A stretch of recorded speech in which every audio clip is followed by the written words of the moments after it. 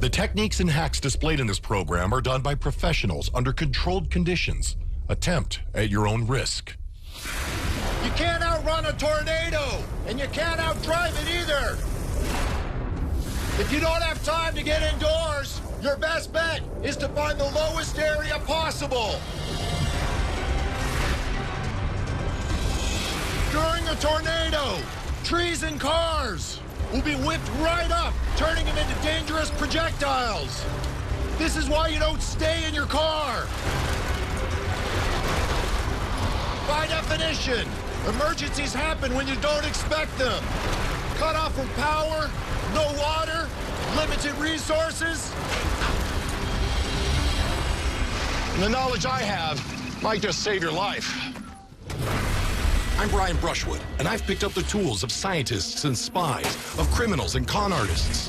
I've mastered incredible tricks and dangerous stunts as a professional magician. Now I have an encyclopedia of shortcuts, secret data, and helpful hacks designed to help you make life easier and give you the upper hand. This is Hacking the System.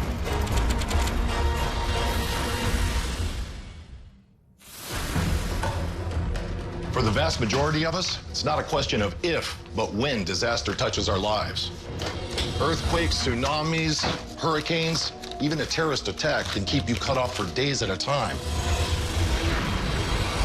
In 2013, our planet experienced some 880 major natural disasters.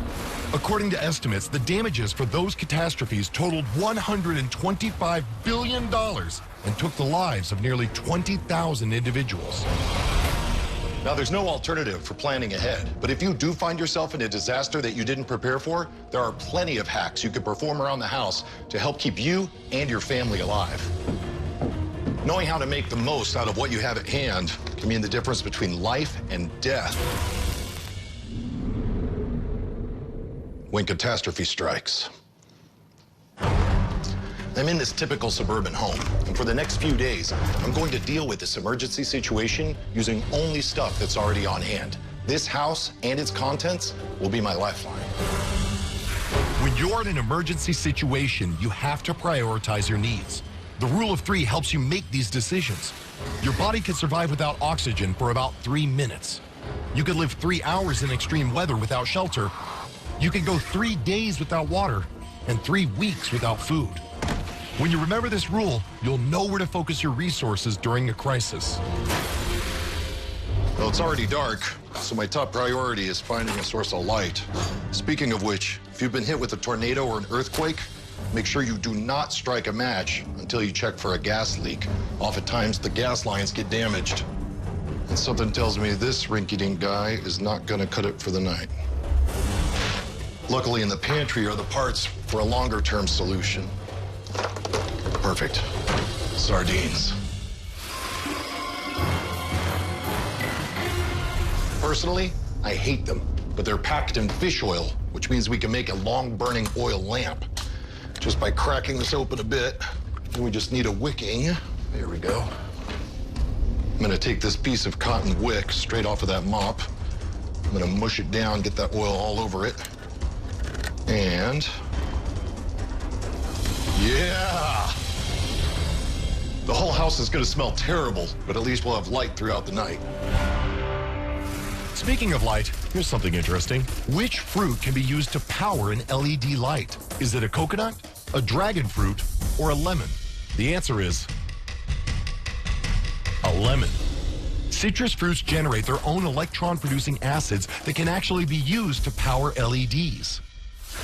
Fire is an invaluable resource in an emergency. From cooking your food to purifying your water, you need the ability to start a fire. And if you don't have matches or a lighter, you might have a method in your pocket right now, your cell phone battery.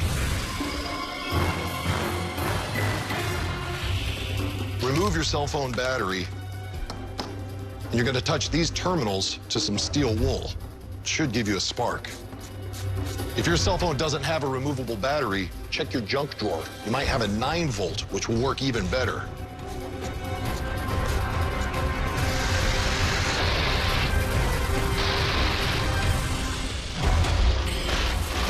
Once you have that heat, a little bit of lint, You got an easy fire in no time.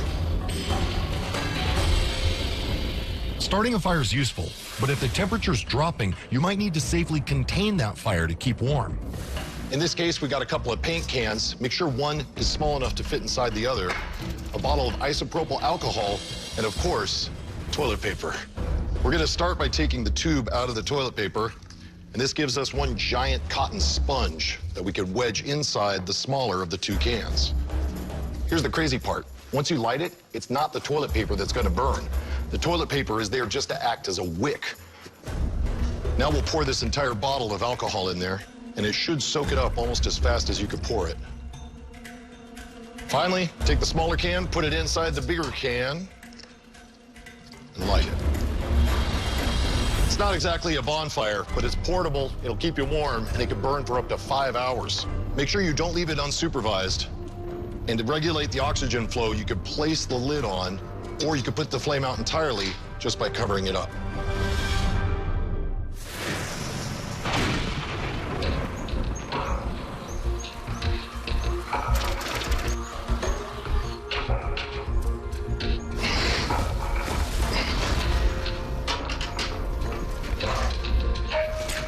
Hours without power. Now I'm getting worried. It's time to take inventory and find out what resources we have at hand.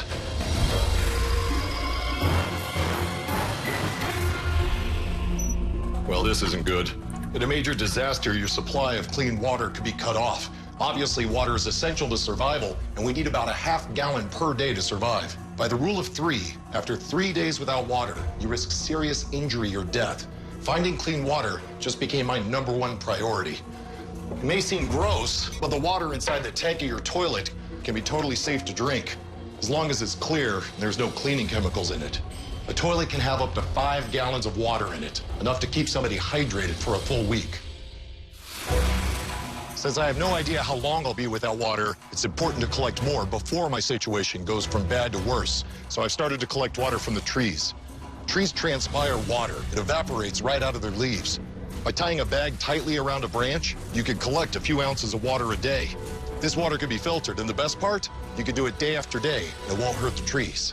If you have a large family, or if you're without water for an extended period, you might have reserves and not even know it. Check out your hot water heater. Using a garden hose, we can hook it up to the spigot at the bottom. This unit has over 50 gallons of water. That's enough to take care of a family of 4 for up to 30 days or longer.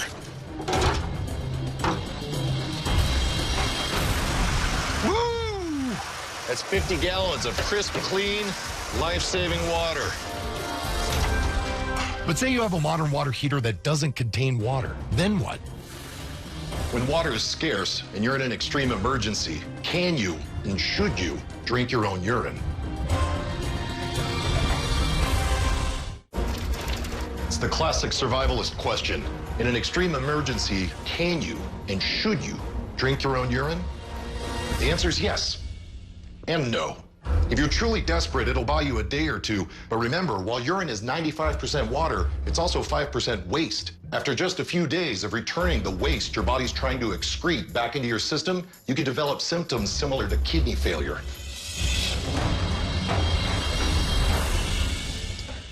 Lucky for me, they had some apple juice. Now that I have water in place for the time being, it's time to assess the food situation. The power outage knocked out the fridge, which means that several foods run the risk of spoiling. We need to figure out which of these foods to eat now, which to throw out, and which can be repurposed for extended storage. First and foremost, keep the doors to your fridge and freezer closed whenever possible. If you have advanced warning of an emergency, like with a hurricane, turn them to the lowest setting possible to build up a cold reserve. Food in the freezer should stay at least partially frozen for a day or two. And get this, the more cold food you have packed in your freezer, the longer it'll stay cool. Check this out. In 2006, 3 Mexican fishermen were found adrift at sea. How long do you think they survived? Was it 9 weeks, 19 weeks, or 9 months? The answer is 9 months. They drifted over 5,000 miles, surviving on raw fish, sea turtles, and rainwater. Foodborne illness can quickly take a bad situation and make it much, much worse. And nothing's going to spoil faster than uncooked meat. If you have access to a grill, cook that meat immediately. If you don't have access to a grill, you can make your own using soda cans. We'll cut the bottom out of one. Now we need to add vent holes using an awl. Making 8 vents. Beautiful. So we got 8 vents here. Now we need to cut this thing off. We'll just match it to roughly the size of duct tape. Now we're going to do the exact same thing with the other can. Here we go. Now eventually these two go together, but first we need to make the dividing wall between the inner chamber and the outer chamber. Then you're going to lock it in just by stapling it. I'm going to set this in there like so. Finally, we're going to take the vented top and nestle it right inside. Perfect. We're going to put some isopropyl alcohol in there. And I'm so excited. I want to know if this works. Now, you'll notice at first it starts off very blue and dim, but as everything heats up, that vapor is going to start heating up and coming out of these vents, and it should look just like your gas grill at home. Yeah, it's just starting to reach on the side now. Look at that, man. Now that you have a way to cook your food, your best options are to either eat it right away or get it refrigerated below 40 degrees within the next 2 hours. This won't guarantee your food safety, but it will help reduce the risk.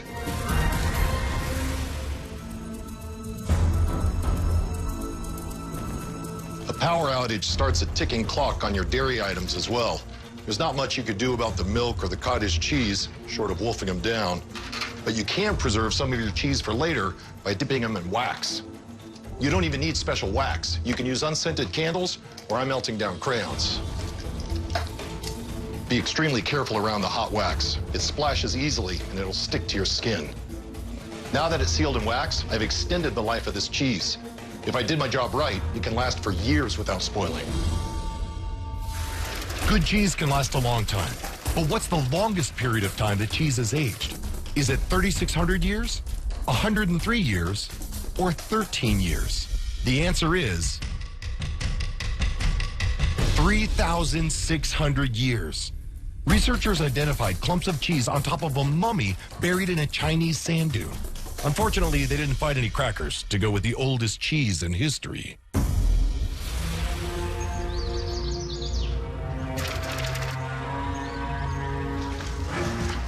At this point in my ordeal, my family would be gravely worried about me. Power's out. I have a dead cell phone. I need to figure out a way to charge this so I can put a call out.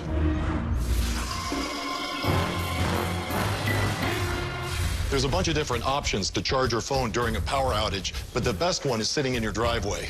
Your car has plenty of power to charge your phone so you can make a call. Just make sure to conserve your fuel and battery power in case you need to flee the area. But my favorite way to charge a phone uses a car charger, a 9-volt battery, and a quarter. Check this out. You're going to plug your phone into the car charger, place the tip of the car charger onto the positive terminal. Then, with the coin, bridge the remaining connection, and you're charging. How cool is that? All right, what was the deadliest natural disaster in U.S. history? Was it Hurricane Katrina in 2005, the Galveston Hurricane of 1900, or the Johnstown flood in 1889? All three caused catastrophic damage, but the Galveston hurricane is believed to have taken the lives of 6,000 to 12,000 people when it obliterated the Texan island in 1900.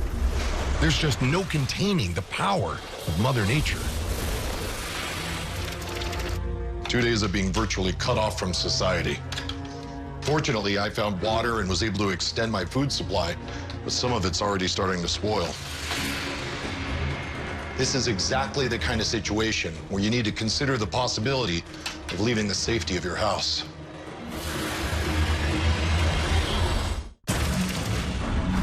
I've been without power now for 48 hours, and there's no word on when it'll come back or what's happening in the outside world. Time for me to leave my house in search of supplies. There might be government aid or chaos and disorder.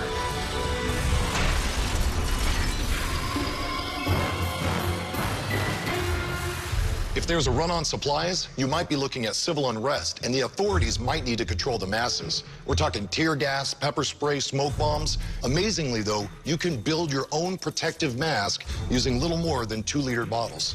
Start with a stenciled template in order to cut out the part that'll go on your face.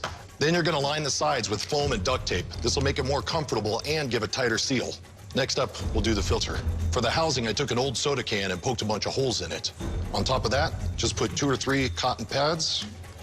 And to absorb the chemicals, we'll put a couple of spoonfuls of activated charcoal in there. You could find activated charcoal in a bunch of different places throughout your house, like the water filtration in your fish tank, your medicine cabinet, or even in your odor-protecting insoles. Finally, a couple more pads to keep everything in place, and then we'll seal it off with a bandage on top. Finally, we take the top from another 2-liter bottle, seal the whole thing in tape, and if all goes well, you have a chance of protection. A word of warning, while these masks are popular with political protesters, there's no proven evidence of how well they work. But if you ask me, I'd feel safer with this rather than nothing. If you do happen to get sprayed with tear gas during civil unrest, what common items can you use to diffuse the effects? Is it antacid, toothpaste, or lemons? The answer is all 3. Mixing equal parts antacid with water and spraying it in your eyes, or smearing toothpaste underneath them, or even breathing through a lemon-soaked rag will all help to neutralize tear gas solution and reduce any eye or breathing irritation. When the situation gets desperate enough, it is insane to see some of the improvised weaponry people have come up with. For light armor, sometimes people will take phone books and tiles, tape them all together, cover the whole thing in duct tape, and then strap it onto your body. I have no idea how well this would work, and to be honest, I'd be scared to find out. In a close quarters situation, you might need to keep an attacker at bay. For that, some people will take lumber connectors and hot glue a bunch of nails in there. People will even make a bow and arrow out of the simplest stuff. In this case, with just PVC pipe and a string, you're good to go. The arrows are made of just wooden dowels. I want to know if this actually works. I've never actually done archery. Whoa! I am a lousy shot, but that would be terrifying in real life. Of course, I'm not advocating you take all this stuff and go out on the streets during a riot because, well, you'd look like this. And that really would be terrifying. But I do have a practical hack that could help you with unwanted intruders. You just need a willing test subject. Oh, you're cooking. I guess there's a recipe involved. So we know that pepper spray is an effective deterrent. Turns out you can make homemade pepper spray, and with just stuff you'd find in the kitchen. I'm not gonna share the recipe that we're doing here, but it does use some oil, some vinegar, and all the gnarliest peppers I was able to find. I chopped them up super fine, blended them right in here. Take a whiff. Oh, no. Now, let me state unequivocally that it is inherently dangerous to mess around making your own homemade pepper spray, and nobody should make pepper spray and test it on their friend's face.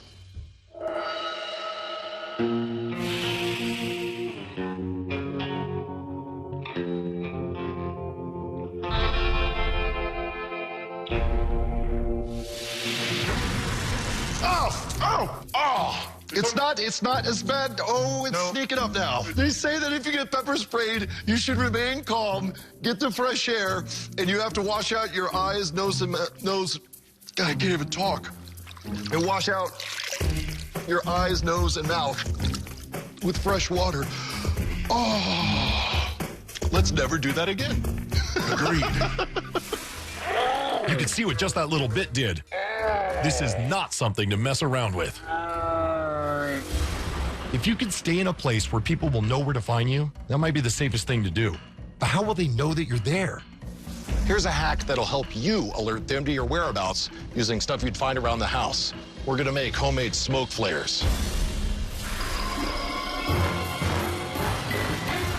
I started by mixing plain sugar with potassium nitrate, AKA saltpeter, which can be made from stump remover or a cold compress. Mix the two together over heat, and for a container, I used one of these cells from a rechargeable drill battery. Poured the mixture into the casing, added a homemade fuse, and now this bad boy is ready to go. Don't forget, handling potassium nitrate is not without risks, so make sure to exercise extreme caution. Woo! Yeah, they are not gonna miss that.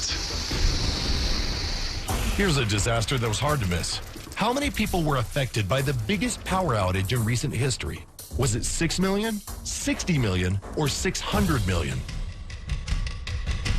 It was an incredible 600 million people. On July 31st, 2012, a power failure in India left half the country without power, causing a massive collapse in infrastructure. In a severe catastrophe, medical supplies can be limited. Now picture this. You've raided your first aid kit, you don't have the supplies you need, and then you get a nasty gash. You might have to improvise. In a pinch, some doctors have used duct tape to seal up a wound and protect it from the outside elements. Or even better, with the right kind of super glue, you can actually reseal the wound. Now, it's not an ideal solution, and it can damage skin cells, but in a severe situation, closing the wound could be the difference between living and dying. Amazingly, this gives a rough seal in just seconds. It's important to thoroughly clean the wound before trying this. It's not my first option, but in a disaster, you go with what you can.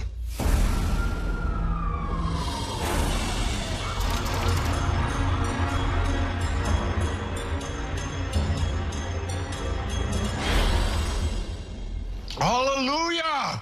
Almost 72 hours cut off from water, gas, and electricity. FEMA recommends that you have enough food, water, and supplies to last your family through this crucial period. I managed to kind of muddle my way scavenging, hacking, and scrounging, but I don't recommend it. I think the lesson here is simple. While you can muddle your way through a catastrophe, you're much better off preparing for the worst. Now I gotta check my email.